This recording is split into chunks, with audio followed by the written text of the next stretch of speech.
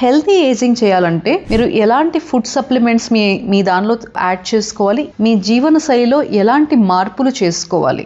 ఆడవాళ్ళ గురించి అనుకుంటే 50 ఏళ్ళు దాటిన తర్వాత ఆడవాళ్ళకి పీరియడ్స్ ఆగిపోతాయి. ఆ పీరియడ్స్ ఆగిపోవటం వల్ల ఒంట్లో ఈస్ట్రోజన్ లెవెల్స్ తగ్గిపోయి హార్ట్ మీద కానీ ఎముకల మీద కానీ బలహీనత వచ్చే అవకాశం ఉంటుంది. ఆ బలహీనత తగ్గాలంటే మీరు ఎలాంటి జాగ్రత్తలు తీసుకోవాలి అంటే, పీరియడ్స్ ఆగిపోయిన తర్వాత ఆడవాళ్ళు కంపల్సరీగా ఒక ఎముకల బలానికి సంబంధించిన ఇంజెక్షన్ చేసుకోవాల్సిన అవసరం ఉంది. అది ప్రతి 2 సంవత్సరాలకి ఒకసారి చేసుకోవాలి. అది చేసుకున్నట్లయితే మీకు ఒంట్లో ఉన్న హార్మోన్ డిస్టర్బెన్సెస్ వల్ల కానీ తొంటి ఎముక ఇరిగిపోయిందని, లేకపోతే ఊరికి ఎముకలు ఇరిగిపోతున్నాయని చెప్పి చాలా మంది దగ్గర 50 ఏళ్ళు దాటిన ఆడవాళ్ళు ఎక్కువ మంది దగ్గర మనం వింటూ ఉంటాం. అలా అవ్వకుండా ఉండాలంటే మనం ఫుడ్ లో కాల్షియం ఇంక్లూడ్ చేసుకోవటం, విటమిన్ డి లెవెల్ సరైన మోతాదులో మెయింటైన్ అవుతుందో లేదో మధ్య మధ్యలో చెక్ చేసుకోవడం, అది సరిగ్గా లేని పట్లాన మీరు విటమిన్ డిని మీ ఆహారంలో ఇంక్లూడ్ చేసుకోవడం చాలా ఇంపార్టెంట్.